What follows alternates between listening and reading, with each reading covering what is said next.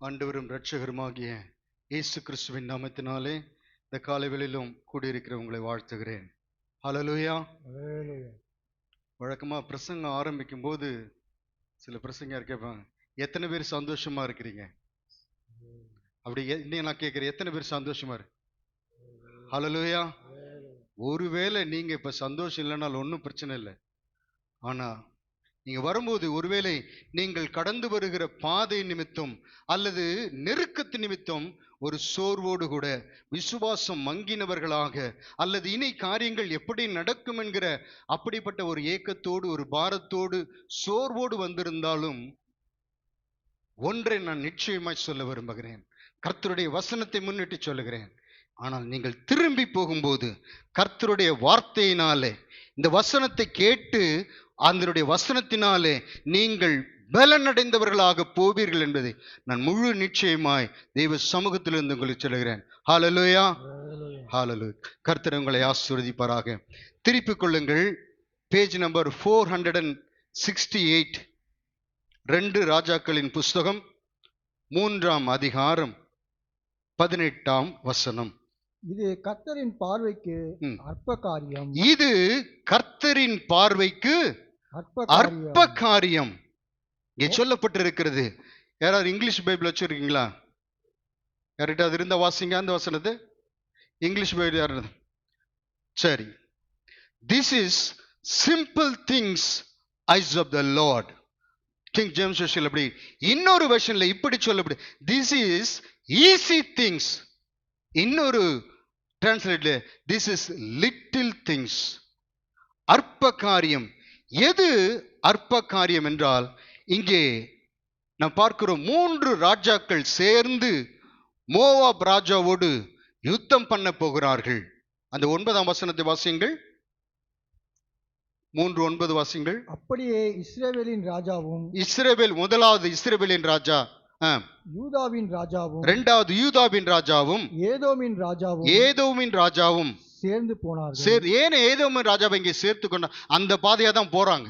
So இந்த 3 ராஜாக்களும் சேர்ந்து மோவாபியர் ராஜாவோடு யுத்தம் பண்ண போகிறார்கள். போகிற வழியிலே அவன் என்ன சொல்லுகிறான் என்றால் 10ஆம் வசனத்தை வாசியுங்கள். அப்பொழுது இஸ்ரவேலின் ராஜா, இங்க நிறுத்துங்க ஒரு நிமிஷம். இங்கே இஸ்ரவேலின் ராஜா என்று சொல்லப்பட்டிருக்கிற நீங்கள் தாவீது அவனுடைய குமாரனாகிய சாலமோனுக்கு பிற்பாடு சாலமோன் செய்த பாவத்து நிமித்தம் அதற்கு பிற்பாடு அந்த ராஜ்யபாரம், அந்த இஸ்ரவேல் என்கிற அந்த ராஜ்யபாரம் 2ஆக பிரிக்கப்பட்டது. சிலருக்கு இதை குறித்து அறியாமல் இருக்கிறபடினாலே நான் ஒரு சில வார்த்தைகளை சொல்லிவிட்டு கடந்து 2ஆக பிரிக்கப்பட்டது. வடக்கு ராஜ்யம், தெற்கு ராஜ்யம். வடக்கு ராஜ்யம் 10 கோத்திரம், அதான் இஸ்ரவேல். இன்னொரு ராஜ்யம் யூதா கோத்திரம், 2 கோத்திரங்களை உள்ளடக்கினது. இந்த 2 கோத்திரத்தை குறித்து தான் ஆண்டவர் இதற்கு பிற்பாடு வருகிற இந்த 2 ராஜாக்கள், 1 ராஜாக்கள், 1 நாளாகவும் 2 நாள் எல்லாவற்றிலும் யூதாவே இஸ்ரவேலை இப்படி பிரித்து ஆண்டவர் அங்கே தீர்க்க தரிசனம் சொல்லுகிறதை பார்க்கிறோம். இதிலே மிகவும் மோசமாக அரசாட்சி செய்தவர்கள் யார் என்றால் இஸ்ரவேலின் ராஜாக்கள். ஆகையினால் தான் நீங்கள் ஏசாயா தீர்க்கதரிசியிலே கூட நீங்கள் வாசிக்க முடியும். மிக கடினமான வார்த்தைகளை ஆண்டவர் உள்ளத்திலிருந்து, அதாவது நொந்தவராக இத்தனை அற்புதங்கள் பெற்றுக்கொண்ட ஜனங்கள் அப்படி செய்கிற போது ஆண்டவர் கடுமையான சில வார்த்தைகளை அவர் தீர்க்கதரிசிகளுக்கு சொல்லுகிறதை சொல்லி எச்சரிக்கிறதை நாம் இஸ்ரவேல் ராஜாக்களுடைய காரியங்களிலே பார்க்கிறோம். இங்கே அப்படி போலத்தான் இந்த ராஜா என்ன சொல்லுகிறான்?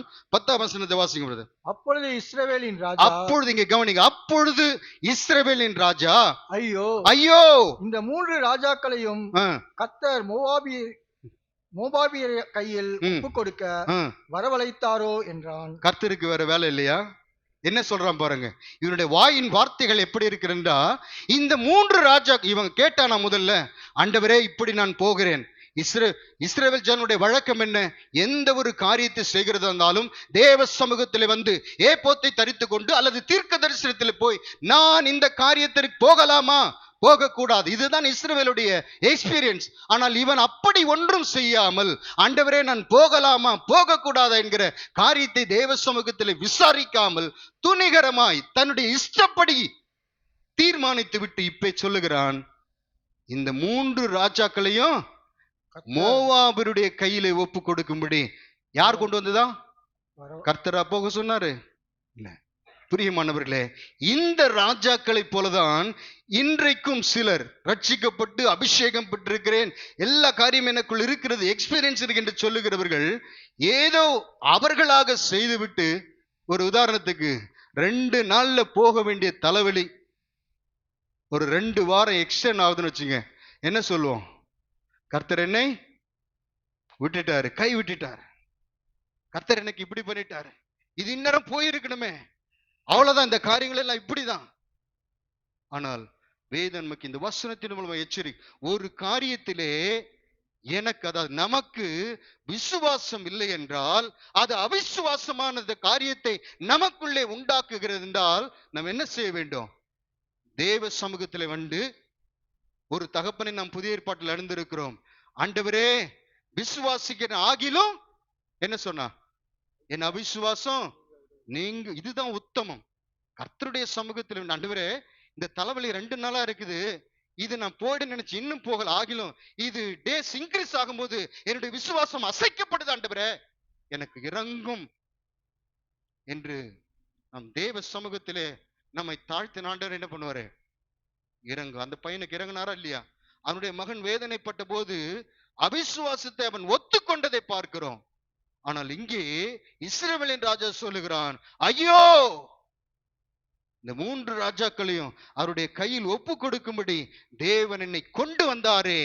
இதுதான் அந்த சூழ்நிலை, அந்த அவுட்லைனை நீங்க புரிந்து கொள்ள வேண்டும், எப்படிப்பட்ட காரியத்தில் அவர்கள் நிற்கிறார் என்பதை. இப்பொழுது வாசியுங்கள் 11ஆம் வசனத்தை. அப்பொழுது யோசபாத் நாம் கர்த்தரிடத்தில் விசாரிக்கும்படி ம், கர்த்தருடைய தீர்க்கதரிசி ஒருவரும் இங்கே இல்லையா ம், என்று கேட்டதற்கு எலியாவின் கைகளுக்கு தண்ணீர் வார்த்த சாப்பாத்தின் குமாரனாகிய எலிசா எலிசா இங்கே இருக்கிறான் என்று. ஆமென். நீங்க பார்க்க மீதில வசனம் நமக்கு தெரியும், நமக்கு மிகவும் பழக்கமான காரியம், இதெல்லாம் நாம் அறிந்திருக்கிறோம். இங்கே எலியாவின் கைகளுக்கு தண்ணீர் வார்த்தை எலிசா இருக்கிறான், ஒரு தீர்க்கதரிசி இருக்கிறான், அவனிடத்திலே கர்த்தருடைய வார்த்தை உண்டென்று சொன்ன பிற்பாடு தீர்க்கதரிசியானவன் ஒரு வார்த்தையை அங்கே அவர்களுக்கு பிரதித்திரமாக சொல்லுகிறான். 16ஆம் வசனம். அவன் கர்த்தர் உரைக்கிறது என்னவென்றால், கர்த்தர் இப்பொழுது ஆண்டவர் உரைக்கிற இந்த 3 ராஜாக்களை பார்த்து தம்முடைய தீர்க்கதரிசியின் மூலமாக, எலிசா மூலமாக ஆண்டவர் உரைக்கிறது என்னவென்றால், இந்த பள்ளத்தாக்கிலே எங்கும் வாய்க்கால்களை வெட்டுங்கள், இந்த பள்ளத்தாக்கிலே எங்கும் வாய்க்கால்களை வெட்டுங்கள், நீங்கள் காற்றையும் காண மாட்டீர்கள், மழையையும் காண மாட்டீர்கள், ஆனாலும் நீங்களும் உங்கள் ஆடு மாடுகளும் உங்கள் மிருக ஜீவன்களும் குடிக்கும்படிக்கு இந்த பள்ளத்தாக்கு தண்ணீரால் நிரப்பப்படும் என்று கர்த்தர் சொல்லுகிறார். இது கர்த்தரின் பார்வைக்கு அற்ப காரியம். எது அற்ப காரியம்? இது கர்த்தரின் பார்வைக்கு அற்ப. ஒரு டீம் வருது, இவனுக்கு 3 ராஜாக்கள் இருக்கிறார்கள். நீங்கள் வசனத்தை வாசித்து பார்த்தால் தெரியும், 7 நாட்கள் தண்ணீருக்காக சுற்றி அலைகிறார்கள். எதிரியானவன் சூழ்ந்து கொள்கிறான், பிடித்து விடுவானோ, போர் நடந்து விடும் என்ற பயம், மிருஜெல்லாம் அழிந்து போகும். அந்த அப்படிப்பட்ட சூழ்நிலையிலே அவன் புலம்புகிறான், ஐயோ ஐயோ. ஒரு பிரச்சனையை நாம் பார்த்து கொண்டிருக்கிற வரைக்கும் நாம் என்னதான் சொல்லுவோம்? ஐயோ தான் சொல்லும். அது கர்த்தருடைய சமூகத்திலே வைக்கப்படும் பொழுது இவன் ஐயோ என்று புலம்புது. நீ போ, உனக்கு தண்ணீர் கிடைக்கும். உன் அவிசுவாசத்தை அறிக்கை பண்ணி விட்டு கர்த்தர் ஒப்பு கொடுத்தாரு, நீ போ, தண்ணீர் உனக்கு கிடைக்கும். அப்படின்றா ஆண்டவர் ஒரு வசனத்தை அங்கே முக்கியப்படுத்த விரும்புகிறார். நீங்கள் தண்ணீரையும் காற்றையும் காண மாட்டீர்கள். வாசிங்க.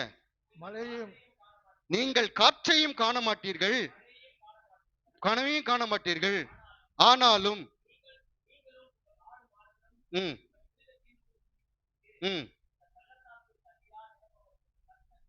ஆமென். நீங்க பார்க்கிறோம், நீங்கள் காற்றையும் காண மாட்டீர்கள், மழையும் காண மாட்டீர்கள் என்றால் உங்களுக்கு எது வாய்ப்பே இல்லை, எது ரொம்ப கடினமானது, எது சாத்தியம் இல்லாது என்று சொல்லுகிறீர்களோ அது கர்த்தரின் பார்வைக்கு எப்படி அற்ப காரியம். ஹல்லேலூயா.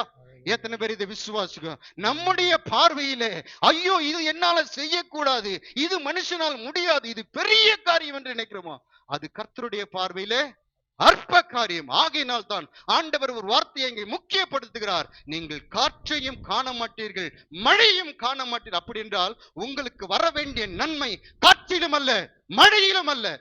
எங்கே இருக்கிறது? கர்த்தருடைய கரத்தில். ஹalleluya, ஹalleluya. ஆண்டவர் சொல்ல, கர்த்தரின் பார்வைக்கு அது அற்ப காரியம். கர்த்தர் அதை செய்ய வல்லவராயிருக்கிறார் என்று பாருங்க. இங்கே ஒரே சூழ்நிலை. ஆகினாலே ஒன்றை நாம் புரிந்து கொள்ள வேண்டும். ஒரு சூழ்நிலையை நாம் எப்படி பார்க்கிறோம், அல்லது நாம் கடந்து வருகிற சூழ்நிலையை எதனோடு ஒப்பிட்டு பார்க்கிறோம்? ஒரு சம்பவத்தை சொல்ல விரும்புகிறேன். ஆகாருடைய பிள்ளை நாம் அறிந்திருக்கிறோம். ஆதியாகமம் 21ஆம் அதிகாரத்திலே என்ன பண்ணுகிறது? பிள்ளை தாகத்தால் அழுகிறதை பார்க்கிறோம். சாவின் விளிம்பில் இருக்கிறது. தண்ணில நினைப்போம். அதே இன்னொரு பேரண்ட்ஸ் ஆபிரகாம், ஈசாக்கு. இப்ப அவன் எங்க இருக்கிறான்? கத்தி முனையில் இருக்கிறான். அவனும் சாவின் விளிம்பில் இருக்கிறான். ஆனால் ஆகார் என்ன சொல்லுகிறார் தெரியுமா? பிள்ளை சாகிறதை நான் பார்க்க மாட்டேன். தண்ணி இல்லைன்னா பிள்ளை சாகுமா? சாகும், லேட் ஆகும். ஆனா ஆண்டவர் இங்க வசனம் சொல்லுகிறது, கர்த்தர் பிள்ளையின் சத்தத்தை. அப்புறம் என்ன அர்த்தம்? இன்னும் ஜீவன் அதுக்குள்ள இருக்குது.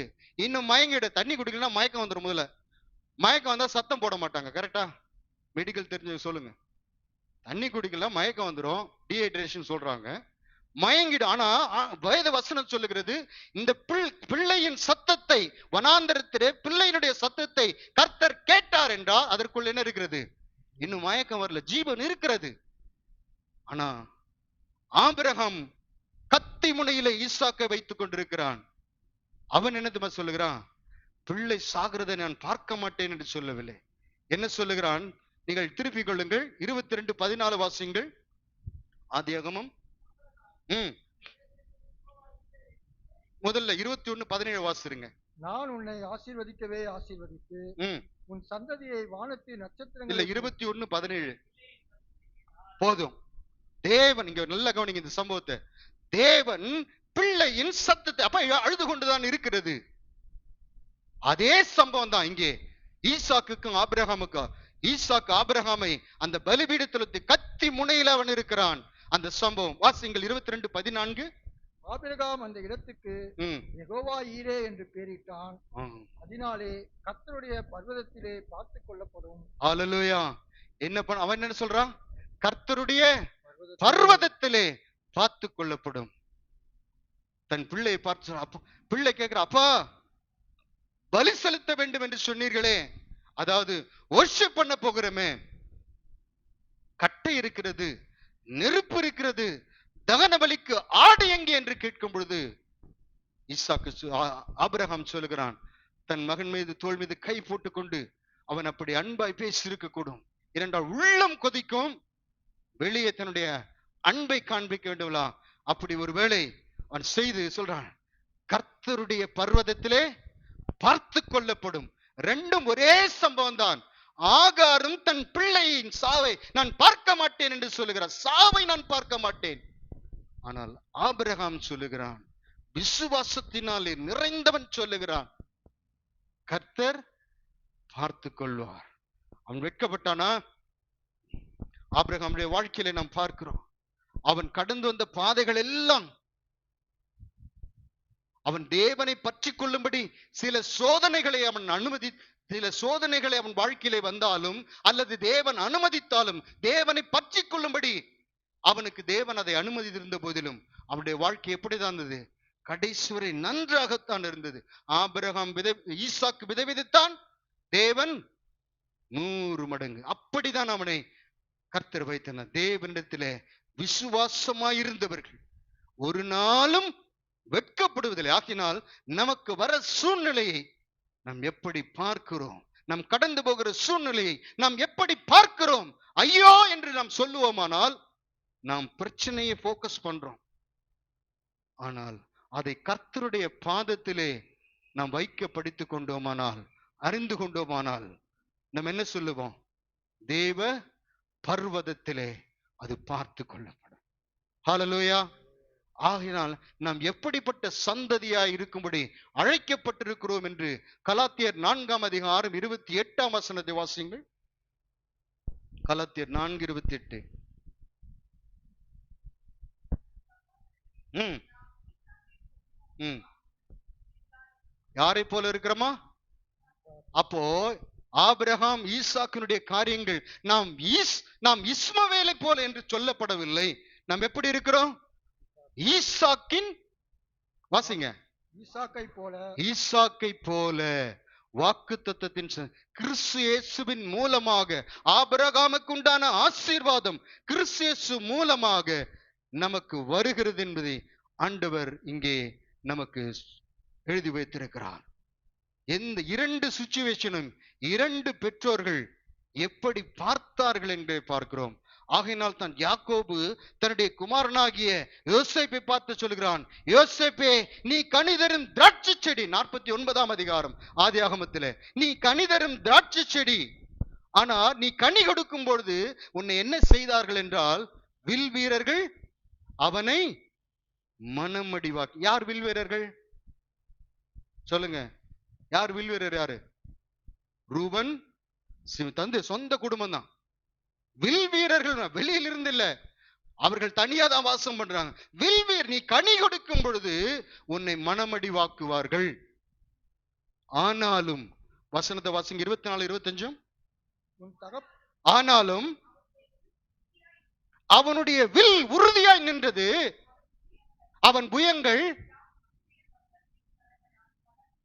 யாக்கோபினுடைய கரத்தினால் பலத்தன என்று இல்லை. எப்படி இருக்கிறது? யாக்கோப் வல்லவராலே அவனுடைய கரங்கள் பலத்தன. யாக்கோபினால். அப்போ ஈசாக்கு, ஆபிரகாம் ஈசாக்கை பார்த்து சொல்லி இருக்க முடியும், ஈசாக்கே நான் இந்த 100 வயது கிழவனான் நான் உன்னை பார்த்து கொள்வது, உன்னை பராமரிப்பது, உனக்கு ஒரு நல்ல வாழ்க்கையை செட்டில் பண்ணி விடுவது எனக்கு எப்படி காரியம்? பாரமான காரியம். இந்த வசனத்தை தியானிக்கும் போது எனக்குள்ள என் பிள்ளையை பார்த்து நான் இப்படி சொல்ல வேண்டும் என்று நினைத்தேன். உன்னை படிக்க வைத்து நல்ல எஜுகேஷன் கொடுத்து ஒரு உயர்நிலைக்கு உன்னை கொண்டு வருது தகப்பனுக்கு கடினமான காரியம். ஆனால் உன் தகப்பன் ஆராதிக்கிற ஒரு தேவன் உண்டு. அங்குதான் சொல்லிக் கொடுக்கிறான் யாக்கோபு தன் மகனுக்கு சொல்லி, யோசேப்பே யாக்கோபினுடைய கரத்தினால் அல்ல, யாக்கோபினுடைய வல்லவருடைய கரத்தினாலே அது ஆயிற்று. 25ஆம் வசனத்தை வாசிங்க. உன் தகப்பனுடைய தேவனாலே அப்படி ஆயிற்று என்று பார்க்கிறோம். ஆகையால் பிரியமானவரே, இது கர்த்தரின் பார்வையிலே அற்ப காரியமாய் இருக்குமானால் நாம் அதை யாருடைய பார்வையில வைக்க வேண்டும்? கர்த்தருடைய பார்வை. நன்றாய் இன்றைக்கு நீங்கள் உணர்ந்து கொள்ளுங்கள். நம் வாழ்க்கையில அநேக காரியங்கள் ஊடாக நாம் கடந்து போகும். அது நம்மை சோர்வடைய பண்ணுகிற சில சூழ்நிலைகள். அது எது தெரியுமா? நம்முடைய பார்வையில அந்த காரியத்தை வைத்து அதை பார்த்து கொண்டே இருக்கும் பொழுது, இதற்கு நான் எப்படி செய்வேன், இதை எப்படி யோசிப்பேன், இதை எப்படி முடிப்பேன், இது பெரிய காரியம் அல்லவா என்று நாம் தொடர்ந்து அந்த காரியத்தை நாம் பார்த்து கொண்டு இருப்போமானால் நம்முடைய வாயிலிருந்து வருகிற கடைசி, ஐயோ நான் பலனற்று போனேனே, நான் சோர்வடைந்து போனேன், நம்ம ஐயோ என்று சொல்லாவிட்டாலும் நம்முடைய இருதயத்திலே அப்படி சொல்லத்தக்கதான ஒரு சூழ்நிலையை நம்முடைய இருதயத்திலே உண்டாகும். ஆனால் அதை யாரிடத்திலே வைக்க வேண்டும் என்றால், நீங்கள் வாசியுங்கள் ஏசாயா தீர்க்கதரிசன புத்தகம் 44. அவர் எப்படிப்பட்டவர் என்பதை எங்களுக்கு விளக்கப்பட்டிருக்கிறது. 44:24.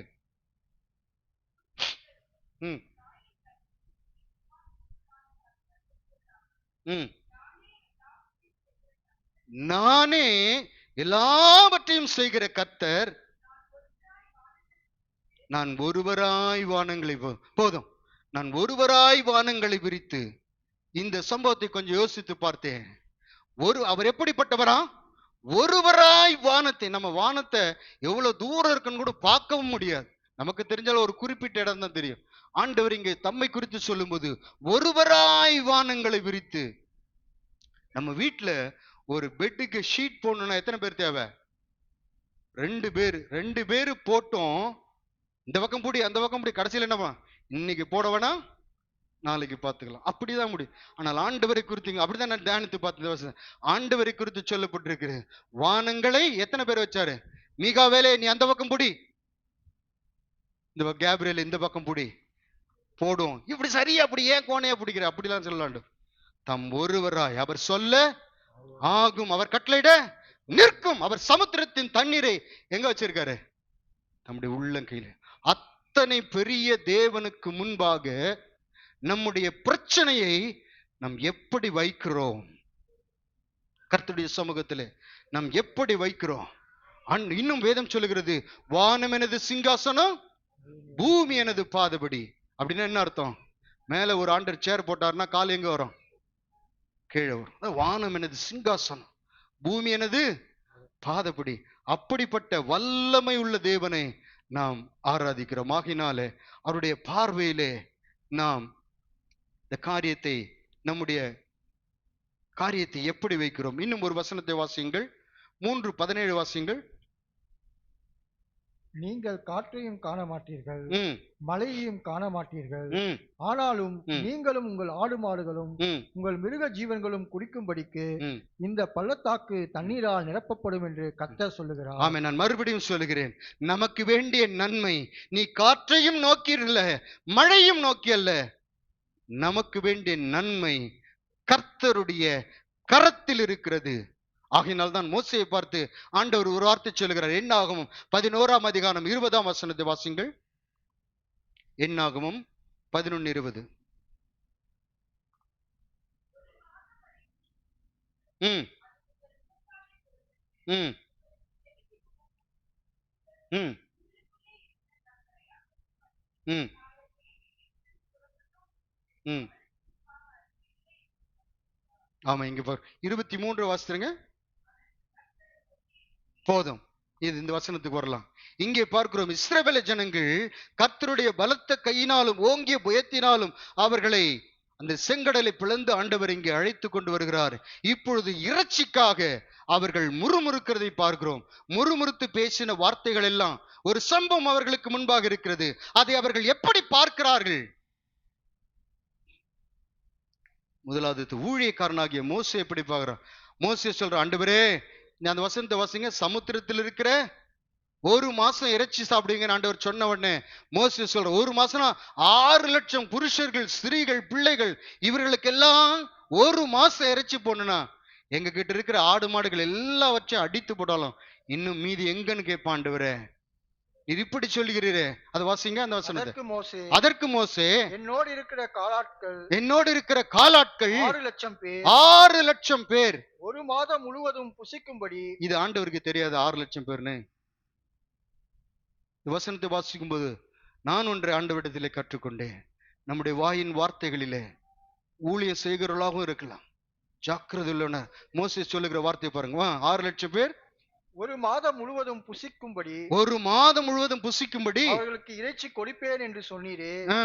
ஆடு மாடுகளையும் அவர்களுக்காக அடித்தாலும் அவர்களுக்கு போதுமோ? சமுத்திரத்து மச்சங்களை எல்லாம் அவர்களுக்காக சேர்த்தாலும் அவர்களுக்கு போதுமா என்றார். போதும். இங்க பாருங்க, மோசே பேசுகிற வார்த்தையை பாருங்க. 6 லட்சம் பேர் ஆண்டவர். ஆண்டவருக்கு தெரியும் கணக்கு. அவர் தானே அழைத்தவர். அழைத்தவருக்கு கணக்கு தெரியாதா? சரி, அதாவது பரவாயில்ல, ஒரு 6 லட்சம் சொல்றான். ஆனா அதை விட ஆச்சரியமானது என்ன, சமுத்திரத்தில் உள்ள மச்சங்களை எல்லாம் பிடித்து கொண்டு வந்து போட்டாலும் அவர்களுக்கு கொடுத்து. சமுத்திரத்துல எவ்வளவு மச்சம் இருக்குன்னு மோசேக்கு எப்படி தெரியும்? அதுதான் இங்கதான் ஜாக்கிரதை வேணும். என்ன பேசுகிறோம்? ஒருவேளை எகிப்தில மட்டும் எவ்வளவுன்னா சொல்ல முடியும், ஏன்னா சகல சாஸ்திரத்துக்கு வல்லவனா இருந்தா மீனை குறித்து ஒரு காரியங்கள் இருந்தா அந்த ஏரியாவில் எவ்வளவு இருக்குன்னு ஓரளவுக்கு தான் சொல்ல முடியும். ஆனால் இங்கே சொல்ல, சமுத்திரத்தில் உள்ள எல்லா மச்சங்களையும் கொண்டு வந்து இவர்களுக்கு போட்டாலும் அது போதாத ஆண்டவரே. அப்பொழுதுதான் ஆண்டவர் சொல்லுகிறார், 23ஆம் வசனத்தை வாசிங்க. அதற்கு கர்த்தர் மோசேயை பார்த்து, கர்த்தருடைய கை குறுகி இருக்கிறது. கர்த்தருடைய கை, மோசே நீ நினைக்கிறாய் கடல்களில் இவ்வளவுதான் இருக்கும் என்று. நான் கடலை நம்பி அல்ல, கடலை உண்டாக்கினவர் நான். கர்த்தருடைய கை ஆண்டவர் இருக்கிறதோ, குறுகி இருக்கிறதோ, என் வார்த்தையின்படி நடக்குமோ ம், நடக்காதோ என்று நீ இப்பொழுது காண்பாய் என்றார். காண்பா என்று சொல்லி ஆண்டவர் தம்முடைய கரத்தின் கிரியை சமுத்திரத்தை நம்பி அல்ல, மழையை நம்பி அல்ல, காற்றை நம்பி அல்ல, உன்னை சூழ்ந்திருக்கிற ஜனங்களை நம்பி அல்ல, உனக்கு வாக்கு பண்ணினவர்கள் அல்ல, இதை நிச்சயமா உனக்கு செய்வேன் பிரதர், இது நிச்சயமா உங்களுக்கு செய்வேன் என்று சொன்னவர்களை நம்பி அல்ல, சமுத்திரத்தை நம்பி அல்ல, உனக்கு வர வேண்டிய நன்மை எங்க இருக்கிறது? கர்த்தருடைய கரம். அப்போ நாம் நோக்கி பார்க்க வேண்டிய இடம் எங்க? கர்த்தருடைய கரம் தான். ஆண்டவரே, இங்க நோக்கி பார்த்து ஐயோ அங்க எல்லாமே காலி ஆயிடுச்சுன்னு சொல்லிட்டாங்களே, ஃபில் ஆயிடுச்சுன்னு சொல்லிட்டாங்களே, அப்படி என்றால் நீ ஐயோ தான் சொல்லுவ. ஒரு சூழ்நிலையை நாம் எப்படி பார்க்கிறோம்? மாறாக சூழ்நிலை கண்டு கர்த்தருடைய சமூகத்திற்கு போய் ஆண்டவரே காரியங்கள் எல்லாம் இப்படி இருக்கிறது, ஆண்டவரே இவைகளின் மத்தியிலே உம்முடைய கரத்தை நீட்டும் ஆண்டவரே, உம்முடைய கரம் வல்லமையுள்ள கரம், பூமியை தாங்கிக் கொண்டிருக்கிற கரம், சமுத்திரத்தை உள்ளங்கையில் வைத்திருக்கிற அந்த பலத்த கரத்துக்குள்ளே என்னுடைய காரியம் எப்படி அற்பமானது, அதை உம்முடைய பார்வையிலே நான் வைக்கிறேன். அப்படி கர்த்தருடைய பார்வையிலே வைக்கும் பொழுது நாம் அறிந்து கொள்ள வேண்டிய 2-3 காரியங்களை மாத்திரம் சுருக்கமாய் சொல்லிவிட்டு ஜெபிக்கும்படியாக விரும்புகிறேன். நீங்கள் வேதத்திலே நாம் வாசித்திருப்போம், ஒரு திமிர்வாதக்காரனை எத்தனை பேர் சுமந்து கொண்டு வந்தார்கள்? 4 பேர் சுமந்து கொண்டு வந்து எங்கே வைத்தார்கள்? கர்த்தருடைய பாதத்திலே வைகேன், கர்த்தர் பார்க்கும்படியாக. அது மார்க் 2ஆம் அதிகாரத்தில் இருக்கிறது, லூக்கா 5ஆம் அதிகாரத்தில் இருக்கிறது, மத்தேயு 9ஆம் அதிகாரத்திலும் இருக்கிறது. இப்பொழுது மார்க் சுவிசேஷத்திலிருந்து நாம் பார்க்க போகிறோம். நீங்கள் பிற்பாடு லூக்கா 5 நீங்கள் கையை வைத்துக் கொள்ளுங்கள். பிற்பாடு நாம் அதற்கு தேவைப்பட்டால் அங்கே வர வேண்டியிருக்கும். மார்க் 2ஆம் அதிகாரம் முதல் 2 வசனங்களை வாசிங்க. சில நாட்களுக்கு பின்பு அவர் மறுபடியும் கப்பர்நகூமுக்கு போனார். அவர் வீட்டில் இருக்கிறார் என்று ஜனங்கள் கேள்விப்பட்டு உடனே வாசலுக்கு முன்னே நிற்க இடம் போதாதபடிக்கு. போதும். முதலாவது கர்த்தருடைய சமூகத்திலே என் காரியத்தை நான் வைக்க தீர்மானித்து விட்டால் நான் அறிந்து கொள்ள வேண்டிய முதல் ஸ்டெப் அல்லது முதல் காரியம் என்னவென்றால், முதல் வசனத்தை வாசிங்க. சில நாட்களுக்கு பின்பு அவர் மறுபடியும் கப்பர்நகூமுக்கு போனார். அவர் வீட்டில் இருக்கிறார் என்று ஜனங்கள் கேள்விப்பட்டு. அந்த வசனத்தை அடி, அவர் வீட்டில் இருக்கிறார் என்று. அப்போ கர்த்தருடைய சமூகம் எனக்கு இருக்கிறதா? கர்த்தருடைய சமூகத்திலே நான் ஒன்றை வைக்க போகிறேன் என்றால் முதலாவது நமக்குள்ளே வர வேண்டிய நிச்சயம், தேவ பிரசன்னத்தில் நான் இருக்கிறேனா? கர்த்தருடைய பிரசன்னம் எனக்குள்ள இருக்கிற. கர்த்தருடைய பிரசன்னம் எப்படி நம்ம விட்டு போகும்? உங்கள் பாவங்களே, உங்கள் அக்கிரமங்களே உங்களையும் உங்கள் தேவனை விட்டு பிரிக்கிறது. பிரித்து வைத்த அந்த சூழ்நிலையிலே நீ எவ்வளவு கத்தி ஜெபம் பண்ணினாலும், எவ்வளவுதான் ஏறெடுத்தாலும், ஆதியாக முதல் வெளிப்படுத்தியுள்ள வசனங்களை சொல்லி ஜெபித்தார், அது கர்த்தருடைய சமூகத்திற்கு போகாது. ஆண்டவர் சொன்னார், நீ பலி செலுத்த வரும் பொழுது முதலாவது ஒப்புரவாகி பின்பு சகோதரன் சொன்னார், தேவனிடத்திலே ஒப்புரவாகு. என் காரியத்தை, நான் சஞ்சலப்படுகிற காரியத்தை, என்னை அமிழ்த்துகிற காரியத்தை, நான் எழுந்து நிற்க கூடாதபடிக்கு என்னை அமிழ்க்கிற காரியத்தை நான் கர்த்தருடைய சமூகத்திலே வைக்க வேண்டுமானால் முதலாவது ஒன்றை நான் தெரிந்து கொள்ள வேண்டும். கர்த்தருடைய சமூகத்தில், கர்த்தருடைய பிரசன்னத்தில் நான் இருக்கிறேனா? அப்படி என்றால் சுத்த மனசாட்சியுள்ளவனாக, குற்றமற்றவனாக நான் நிற்கிறேனா என்பதை நாம் அறிந்து விட்டுதான் அவருடைய பாதத்திலே நம்முடைய காரியத்தை நாம் வைக்க வேண்டும். வேதம் சொல்லுகிறது, ஏசாயா, ஏனால் நாம் சிம்சோனுடைய வாழ்க்கையிலே பார்க்கிறோம். சிம்சோன் என்ன பண்ணா? முன் போலவே எழுந்தான். கர்த்தருடைய ஆவி தன்னை விட்டு போனதை அறியாமல். அப்ப தேவ சமூகம், தேவ பிரசன்னம் நம்ம விட்டு போனதை அறியாமல் நாம் கத்தி ஜெபித்தாலும் கர்த்தருடைய சமூகத்துக்கு அது போகாது. அப்போ முதலாவது ஆண்டவரிடத்துல ஒப்புரவாக வேண்டிய காரியங்களை நாம் ஒப்புரவாக்கி பிற்பு பிதாவே என்று கூப்பிட்டால் இதோ நான் இருக்கிறேன் என்று சொல்லுவார் ஆண்டவர். ஹல்லேலூயா. அப்போ தேவ சமூகத்திலே என் காரியத்தை நான் வைக்கும் பொழுது முதலாவது நான் அறிந்து கொள்ள வேண்டியது, நான் தேவ பிரசன்னம், நான் தேவ பிரசன்னத்தில் இருக்கிறேனா? வாசிங்கள் ஏசாயா 55:6 வாசிங்கள்.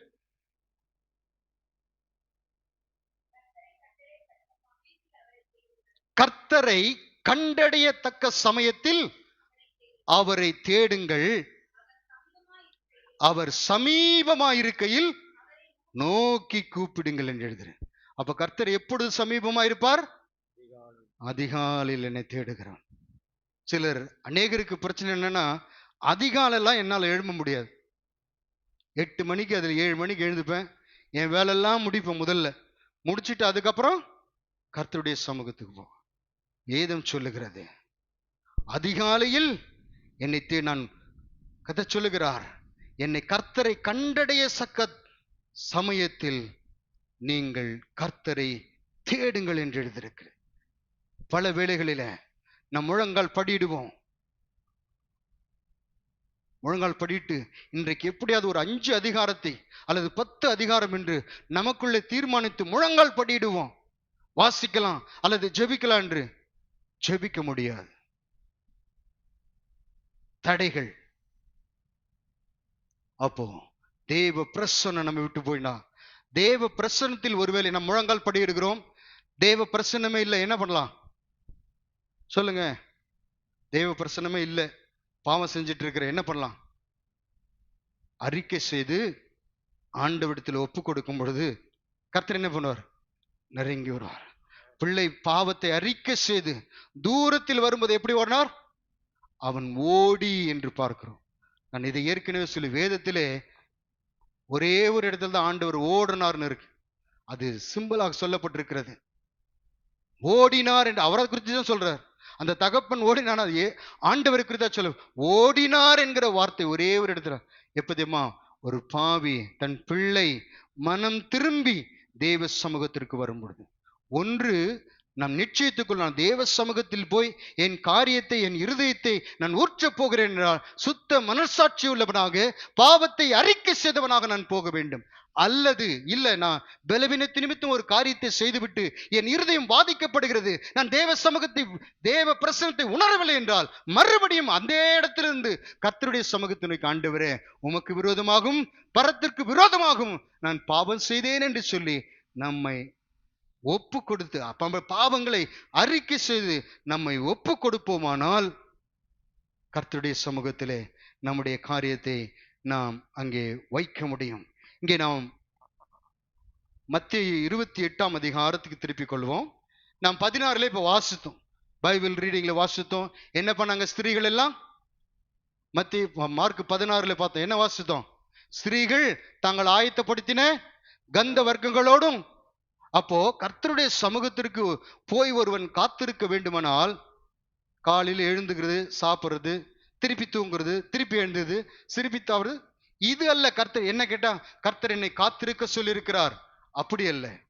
இவர்கள், இந்த ஸ்திரீகள் தங்கள் ஆயத்தம் பண்ணினவைகளை எடுத்துக்கொண்டு அங்கே போகிறதை பார்க்கும். கர்த்தருடைய சமூகத்திற்கு போகும்போது ஆயத்தத்தோடு நாம் என்ன ஜெபிக்க நமக்கே தெரியணும். தூக்கத்திலே ஜெபிக்க கூடாது.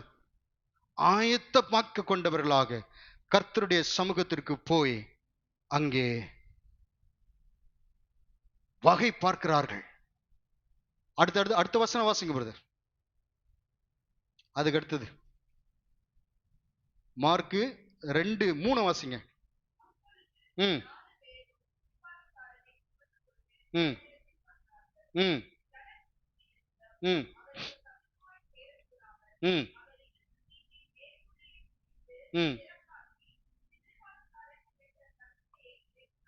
ஆமா, நீங்க பார்க்கிறோம். அந்த வகை காணாமல் இருக்கு, அதை வாசிங்க. வகை காணாமல், ஜனக்கூட்டத்தின் நிமித்தம் அவருக்கு சமீபமாய்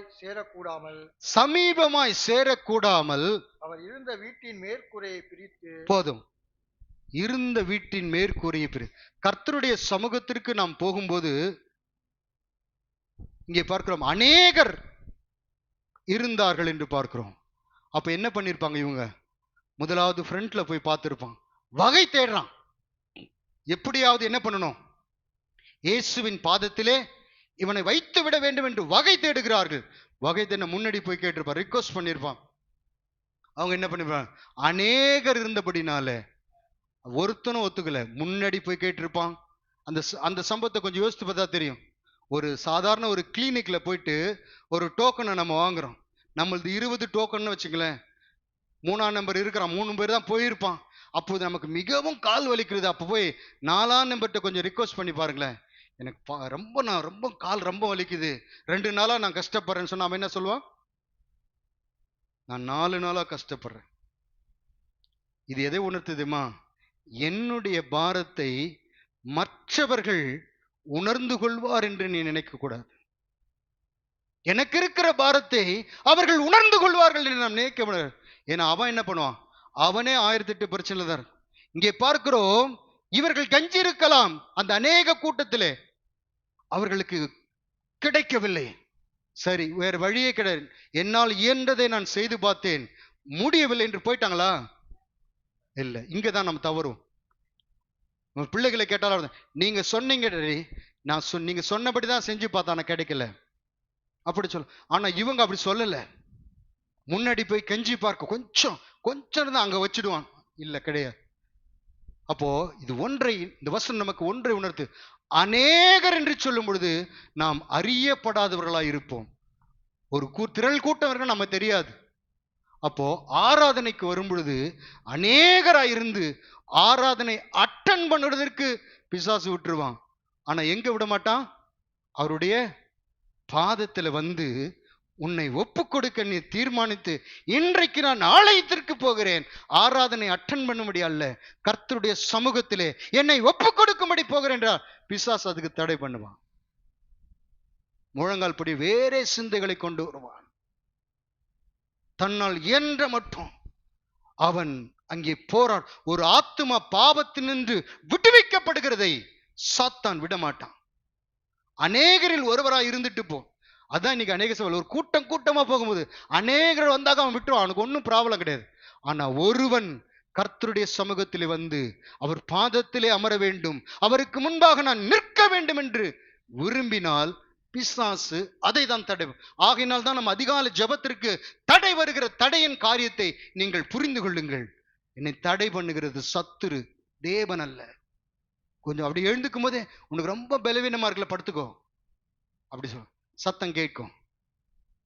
ஆனால் இந்த பலவீனத்தின் மத்தியிலே அந்த கொஞ்சம் பலன் இருக்கும் பொழுதே நாம் எழுந்து முழங்கால் படிட்டு துதிக்க ஆரம்பிச்சு பாருங்க, புது பலன் நம்மை ஆட்கொள்ளும். எத்தனை பேருக்கு இந்த அனுபவம் உண்டு? ஹல்லேலூயா. புதிய பலன் நம்மளை ஆண்டு கொள்ளும். கர்த்தருடைய நம்ம கால் வலிக்கலாம், இடுப்பு வலிக்கலாம், எது வேணாலும் இருக்கலாம், தலை வலிக்கலாம், தலை அப்படியே பிச்சுட்டு போற மாதிரி இருக்கும். கர்த்தருடைய சமூகத்திலே இன்னும் எனக்கு ஞாபகம், பாஸ்டர் பைபிள் ஸ்டடி இருக்கும்போது ஒரு பைபிள் ஸ்டடி எபிரேயர் எடுத்துக்கொண்டு, அப்பொழுது என் கண்கள் திறக்க கூடாதபடிக்கு மெட்ராஸை ஆகிலும் அந்த வசனத்தினுடைய கண்டினியூஷன் விட்டுறக்கூடாதுன்னு ஒரு கண்ணாடியை போட்டுக்கிட்டு பைபிள் ஸ்டடிக்கு வந்தேன். போகும்போது என் கண் அந்த அந்த காரியமே எனக்கு இல்லை, நான் கண் பார்த்து வாசிக்கணும். கர்த்தர் அங்கே அற்புதம் செய்தார். அப்ப ஆண்டவர் நம்முடைய வாஞ்சை, கண் வழிதான் சாக்கு சொன்னா சரியாதான் இருக்கும். ஆண்டவரே எனக்கு கண் வழி, நான் போக முடியாது, நல்லது, மற்றவர்கள் அதை ஏற்றுக்கொள்வார்கள், ஆமா நீங்க வராதீங்கன்னு சொல்லு. ஆனால் நீ உன்னுடைய வாஞ்சையை ஆண்டவர் பார்ப்பார், உன்னுடைய முயற்சி. இங்கே எந்த வார்த்தையை நான் முக்கியப்படுத்த, அவர்கள் வகை தேடினார்கள், வகை காணாமல் என்று இருக்கிறது. வகை காணாத போது அவர்கள் எங்க பார்த்தாங்க? அவர்களுக்கு வகை கிடைத்து விட்டது. எப்படி கிடைத்தது சொல்லுங்க? மேற்கூரையை திறப்பாக்கி. அப்ப இங்க ஒருத்தனுக்கு லாஸ், ஒருத்தனுக்கு நன்மை. யாருக்கு லாஸ்? வீட்டு ஓனருக்கு பிரிச்சுட்டாங்க கூரைய. அதுக்கு அவன் எஸ் சொல்லிட்டான். நான் யோசிச்சு பார்த்தேன், நம்ம வீடா இருந்தா விடுவோமா? ஆண்டவரே உமக்கு தெரியாது, கொஞ்ச நேரம் நான் பார்த்துக்கிறேன் அப்படி சொல்லுவான். ஆனாலும் அதை வேத பண்டிதர்கள் சில ஒரு சாரார் பேதுருடைய வீடு என்று சொல்லுகிறார்கள். யாருடைய வீடியோ, யாருடைய வீடா இருந்தாலும் அலோ பண்றான். அப்போ இந்த சூழ்நிலை வகை காணாத போது அங்கும் இங்கும் வலது இடதுபுறம் லெப்ட் ரைட் எல்லா இடத்திலையும் பார்க்கும், வகை காணவில்லை. எங்க பார்க்கறாங்க? மேல மேல பார்க்கற. அப்போ பிரியமான கர்த்தருடைய ஜனமே, உன் வாழ்க்கையிலே நீ எங்கெல்லாம் சுற்றி வகை தேடி வகை காணாத போது எங்க பார்க்கணும்? மேலே பார்க்கணும். மேல என்ன இருக்கு? கர்த்தருடைய கரம் இருக்கிறது. அவருக்கு அந்த காரியம் எப்படிப்பட்டது? அற்ப காரியம். அற்ப காரியம். சமுத்திரம் உண்டாக கடவுது என்றால் உண்டாகும். நம்முடைய இடுப்பு வலி அவருக்கு எம்மாத்திரம், நம்முடைய தலைவலி அவருக்கு எம்மாத்திரம், நாம் சந்திக்கிற பிரச்சனை அவருக்கு எம்மாத்திரம். அவர் சர்வ வல்லமையுள்ளவரல்லா. வானம் எனது சிங்காசனம், பூமி எனது பாதபடி என்று சொன்னவருக்கு முன்பாக உன் பிரச்சனையை எப்படி எடுத்துக்கொண்டு போகிறாய்? அப்படியே பெருசு மலையை போலவா? இல்ல. அப்போ வகை காணாமல் அவர்கள் வரவில்லை. ஒன்று அவர்களுக்கு நிச்சயம் என்னவென்றால், இந்த சுமையை நான் கர்த்தருடைய பாதத்திலே இறக்கி வைக்காமல் நான் வரமாட்டேன். வேதம் சொல்லுகிறது, அவர்கள் விசுவாசத்தை, அந்த 4 பேருடைய விசுவாசத்தை கண்டு என்று எழுதப்பட்டிருக்கிறது. அந்த 12 வருடமாய் உதிரப்போக்கினால் கஷ்டப்பட்டவள் எப்படி ஆண்டவருடைய எப்படியாகிலும், ஜனக்கூட்டம் போக முடியாது, டச் பண்ண முடியாது, ஆகல எப்படியாகிலும் என்ற அந்த விசுவாசத்தோடு கூட வந்து அவள் தொட்டாள். ஜனக்கூட்டமா இருக்குது, அவள் ஃப்ரீயா இருக்கும்போது பார்த்துக்கலான்னு போகல. அவளை பார்த்து ஆண்டவர் என்ன சொன்னார்? மகளே, உன் விசுவாசம். அப்போ விசுவாசம் கர்த்தருடைய சமூகத்திலே எப்படி வைக்க வேண்டும் என்று பார்த்தோம். இன்னொன்றுக்கு அடுத்த காரியம், கர்த்தருடைய சமூகத்திலே நாம் வைத்து விடுவோம், ஆனால் நாம் எப்படி வைக்கிறோம் என்பதை ஆண்டவர் பார்க்கிறார். சும்மா வச்சு பார்க்கலாம், விழுந்தா விழுட்டோம் அப்படி சொல்றேன், கல்லடிச்சு பார்க்கலாம்னு சொல்றேன். அப்படி கர்த்தருடைய சமூகத்திலே ஒரு காரியத்தையும் வைக்காதீங்க. நிச்சயம் இருக்கணும். நான் அந்த ஸ்திரீக்கு நிச்சயம் இருந்தது, நான் போவேன், இயேசுவின் வஸ்திரத்தை தொடுவேன், எனக்குள் சுகம் உண்டாகும். ஒரு நிச்சயம், விசுவாசம். ஆண்டவரே, நீர் ஒரு வார்த்தை சொல்லும், என் வேலைக்காரன், அது விசுவாசம். இந்த 2 இடத்திலும் கிரியை செய்கிறது விசுவாசம். அதே இன்னொரு தகப்பன் நம்ம ஆரம்பத்திலே பார்த்தோம். ஆண்டவரே, நான் விசுவாசிக்கிறேன், ஆகிலும் என் அவிசுவாசம் நீங்க. இது எதை காட்டுகிறது? ஆனஸ்ட், உள்ளதை உள்ளபடி சொல்லுகிறது. கர்த்தரிடத்துல, மனுஷனிடத்துல மறைக்கலாம், கர்த்தரிடத்துல உள்ளதை உள்ளபடி சொன்னபோது அங்கே அவனுடைய அவிசுவாசத்தை ஆண்டவர் பார்க்கல. அந்த கடுகளவு விசுவாசம் இருந்தது. அவன் சொன்னான் அல்லவா, விசுவாசிக்கிறேன் ஆண்டவரே. கர்த்தருடைய கிருபையினாலே அவர் அந்த அவிசுவாசத்தை பார்க்காமல் விசுவாசத்தை மாத்திரம் அங்கே பார்த்து ஆண்டவர் தம்முடைய கரத்திலிருந்து வல்லமை வெளிப்படை பண்ணுகிறதை பார்க்கும். அப்போ ஒரு காரியம், முதலாவது கர்த்தருடைய சமூகத்திலே ஒரு காரியத்தை வைக்க வேண்டுமானால் நான் ஆயத்தம் உள்ளவனாக தேவன் இயேசு கிறிஸ்துடைய பிரசன்னம் இருக்கிறதா என்பது முதலாவது பார்க்க. 2வது, விசுவாசத்தோடு நான் இறக்கி வைக்கிறேனா? அந்த திமிர்வாதக்காரனுக்கு யார் தான் ஆம்புலன்ஸ்? இந்த 4 பேர் தான். எங்க போனாலும் அவங்க தான், ஹாஸ்பிட்டலுக்கு போனாலும் அவங்க தான். ஒருவேளை கல்யாணம் கார்டு வச்சுட்டாங்கன்னு வச்சுங்களேன், யார் தான் தூக்கிட்டு போனோம்? அப்போ சுமந்து சுமந்து, தோள்களில் பாரத்தை சுமந்து சுமந்து ஒரு தீர்மானத்தோடு நிற்கிற 4 பேர், விசுவாசத்தோடு நிற்கிற. இன்றைக்கு கர்த்தருடைய பாதத்தில் இறக்கி வைக்காமல் போக மாட்டேன். அப்படி இறக்கி வைக்கும் போது என்ன நடக்குதுமா?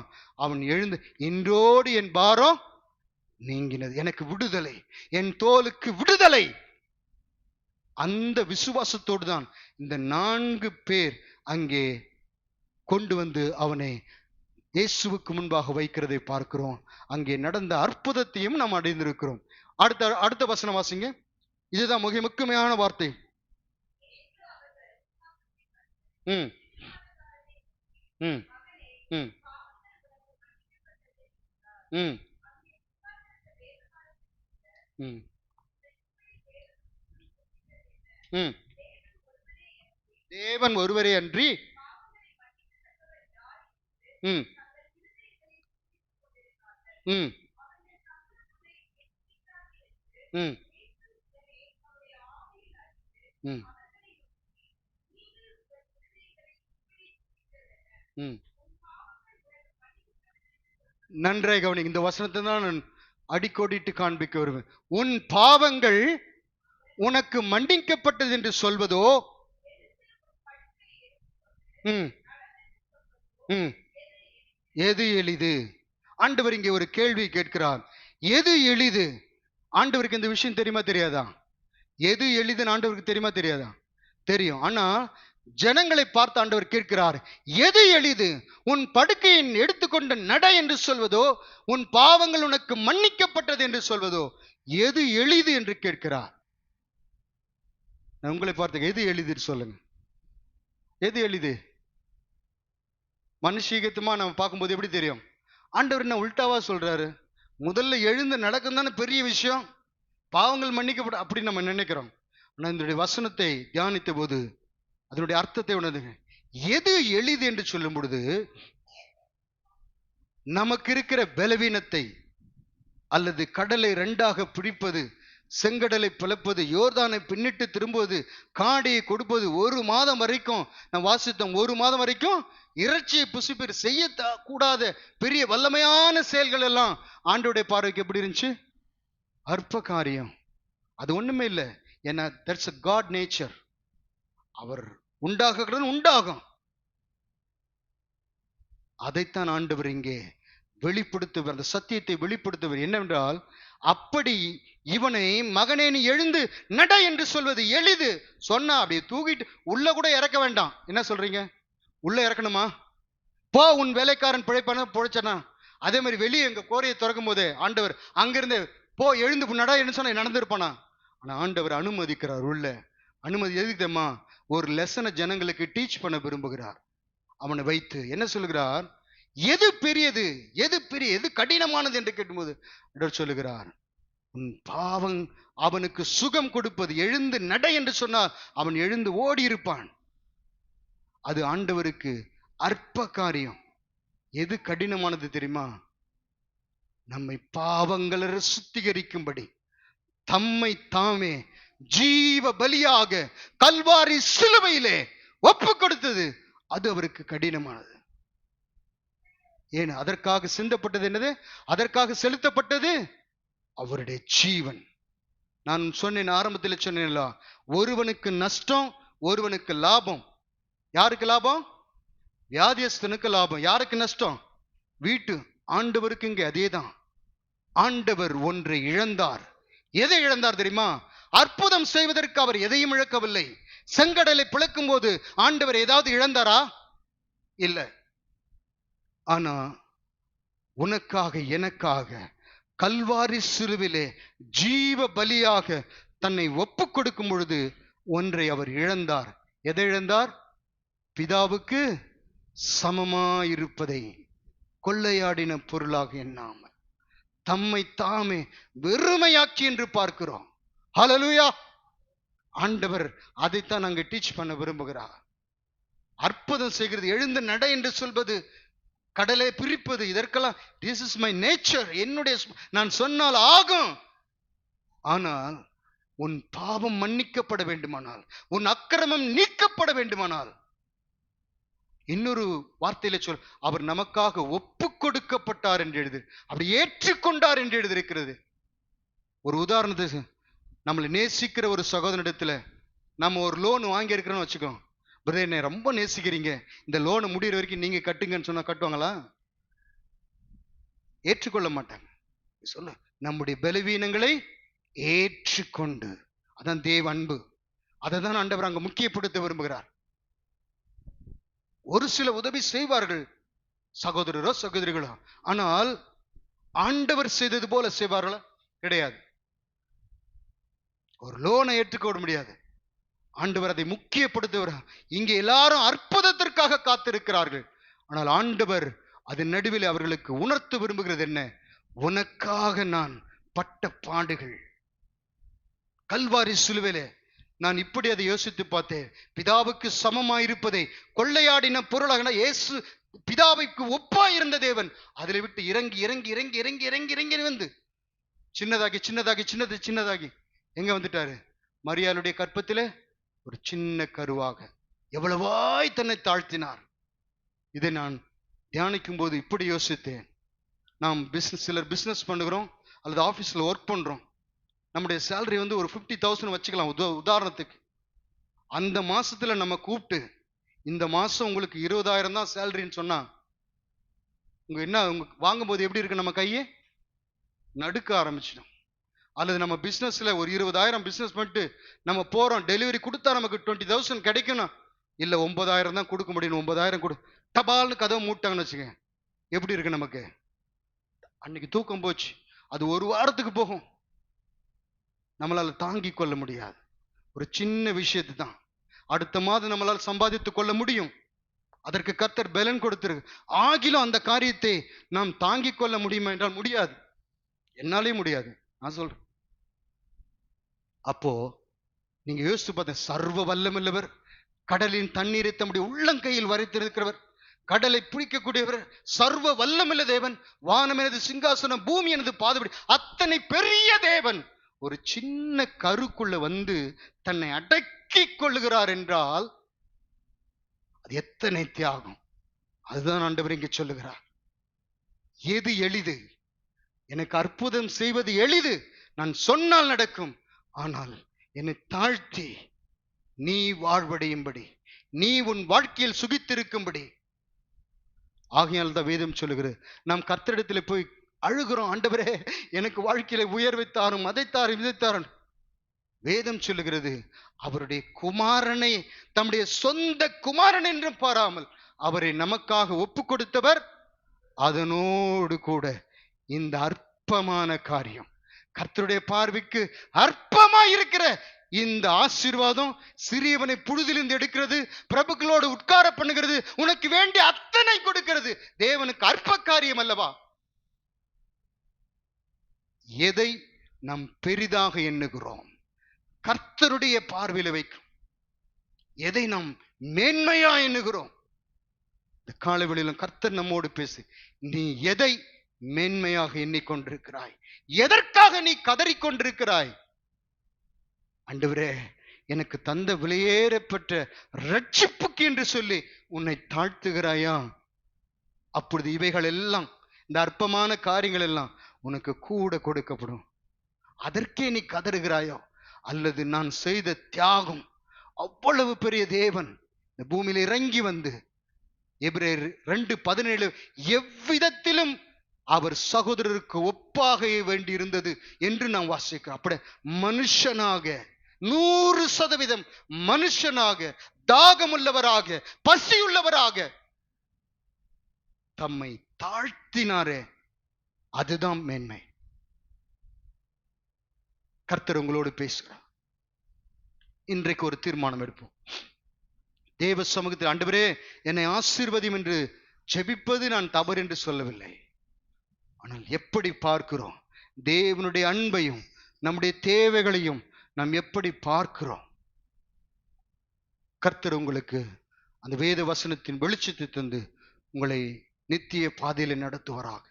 கடைசியில இந்த இம்மைக்குரியவுக்காக மாத்திரம் ஆண்டவர் இந்த பூமியில வரவில்லை, நித்திய ஜீவன் அளிப்பேன் என்பதே அவர் நமக்கு செய்த வாக்குத்தத்தம். கண்களை மூடி ஜெபிப்போம்.